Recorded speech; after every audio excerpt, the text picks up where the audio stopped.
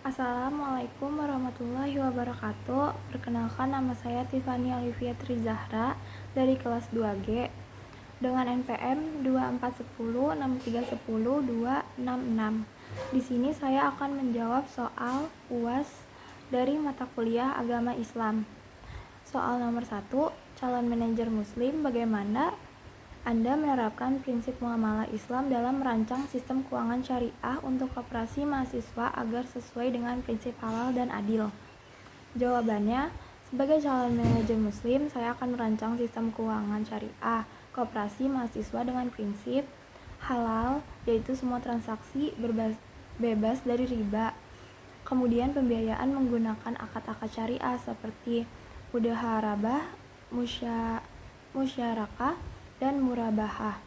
Yang kedua ada adil, yaitu sistem pembagian keuntungan dengan kerugian dibuat transparan, tidak ada eksploitasi atau keuntungan sepihak, dan juga penyaluran dana diutamakan kepada anggota yang produktif dan membutuhkan secara profesional.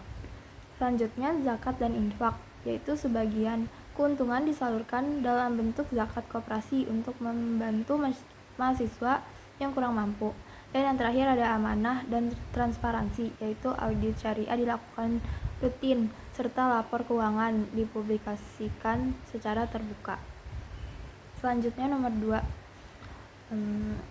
pertanyaannya yaitu sebagai calon konsultan manajemen keluarga muslim, jelaskan skema perencanaan keuangan keluarga yang memperhitungkan aspek waris dan keadilan gender menurut perspektif Islam. Jawabannya, perencanaan keuangan keluarga muslim melibatkan pembagian waris sesuai syariat. Hak waris ditetapkan berdasarkan nasab dan jenis kelamin dengan keadilan proporsional, bukan kesetaraan nominal. Dan juga ada perlindungan aset, yaitu menyiapkan hibah dan wasiat maksimal sepertiga dari harta untuk tujuan maslahat seperti pendidikan anak atau kebutuhan istri. Dan juga ada asuransi syariah atau takaful, yaitu untuk perlindungan risiko keuangan masa depan. Selanjutnya ada keadilan gender, yaitu Islam mengakui peran laki-laki dan perempuan sebagai mitra dalam keuangan, dan perempuan berhak atas harta pribadi dan hasil usahanya. Selanjutnya nomor 3, yaitu jelaskan analisis Anda tentang strategi perdagangan Rasulullah SAW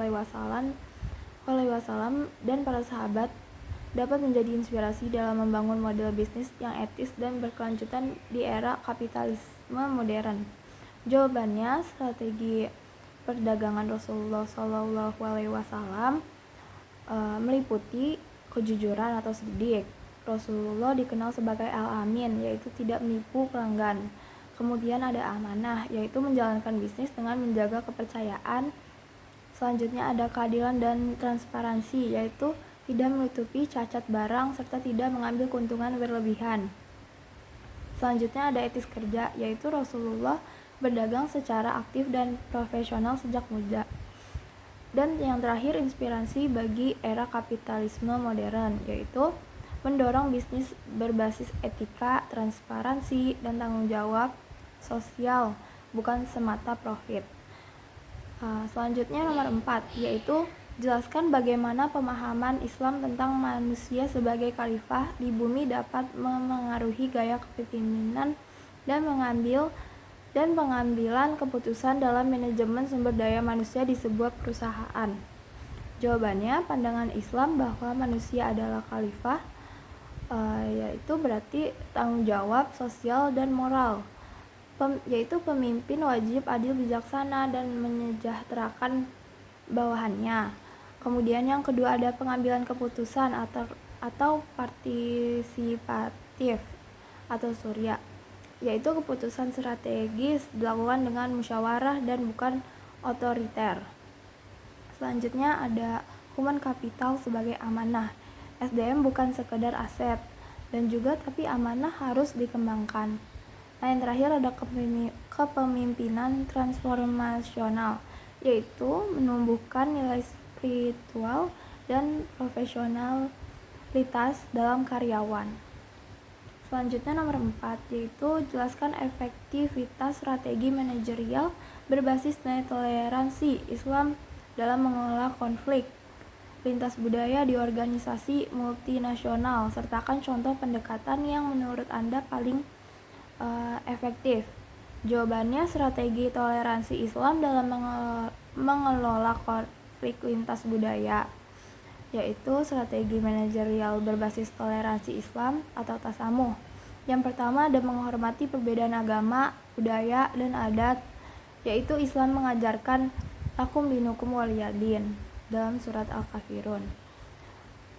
Selanjutnya ada pendekatan yang efektif, yaitu cross cultural training berbasis nilai universal Islam, yaitu keadilan, kasih sayang, dan musyawarah.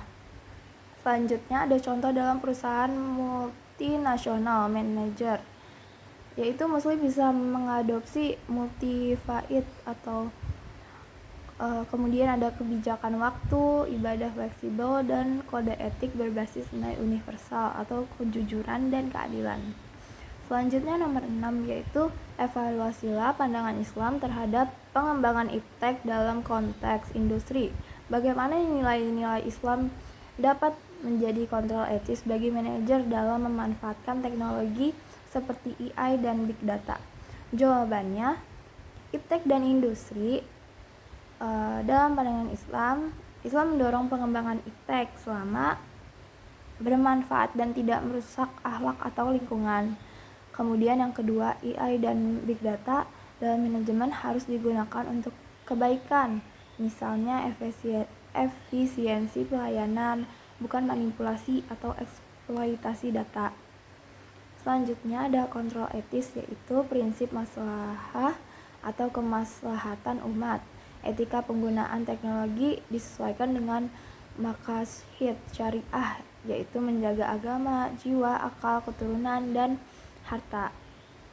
Selanjutnya nomor 7 yaitu jelaskan sebuah model bisnis startup berbasis ekonomi syariah yang mampu menjawab tantangan krisis moral dan ekonomi umat Islam di era globalisasi. Jawabannya, model bisnis startup syariah di era globalisasi, yaitu modelnya platform finance syariah untuk UMKM Muslim. Fungsinya menyalurkan pembiayaan syariah ke UMKM melalui akad mudrabahah atau qard hasan atau wakalah. Solusinya atas krisis moral yaitu mempromosikan transaksi jujur, zakat berbasis digital, dan pendampingan spiritual entrepreneur.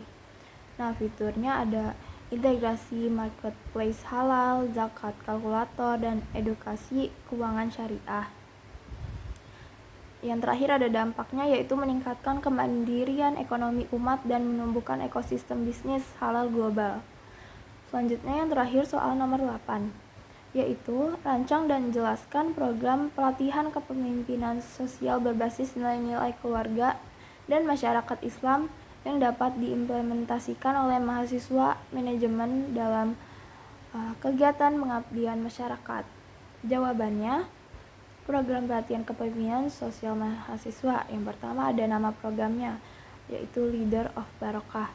Yang kedua ada isi pelatihannya, yaitu nilai dasar kepemimpinan Islam.